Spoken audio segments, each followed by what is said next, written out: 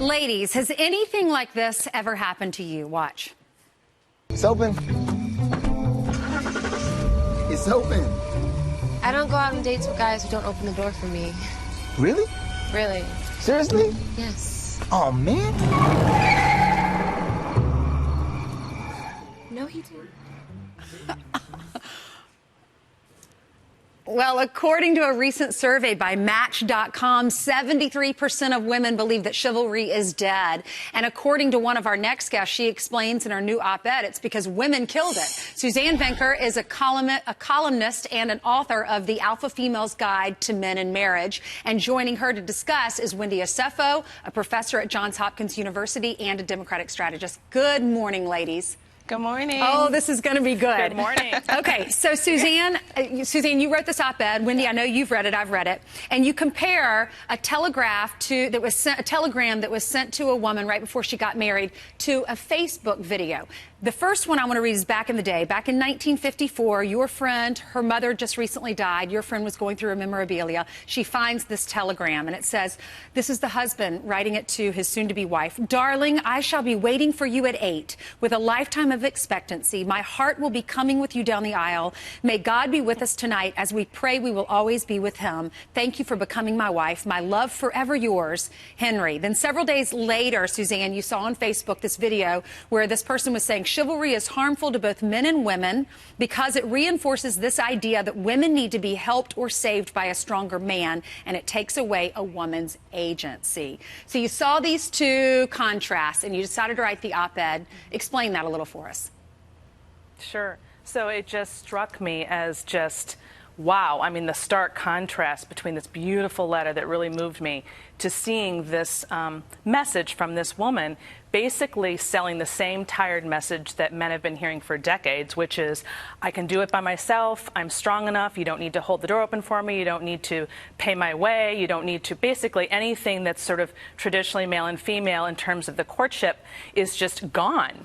And after so many years of hearing that, my argument is that men have effectively said, okay, well, you said you don't want it, so I guess I'm not supposed to do it, and if I do it, then you're going to be insulted. So they're really lost and confused about what it is that women want, and I think women are just as confused because they've been sold this message that chivalry is bad or somehow destructive to women, when of course it's not at all. And so we have a problem. Wendy, what do you think? Are we to blame women?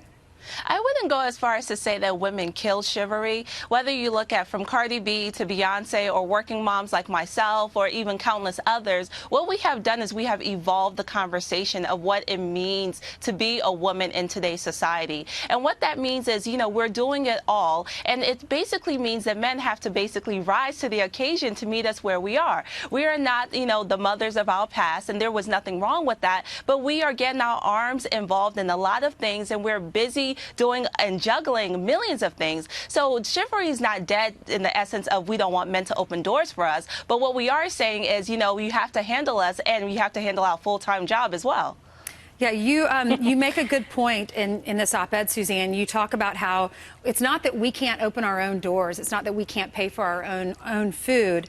But you say that does it show a sign of respect, or like why is it important to let a woman do those things?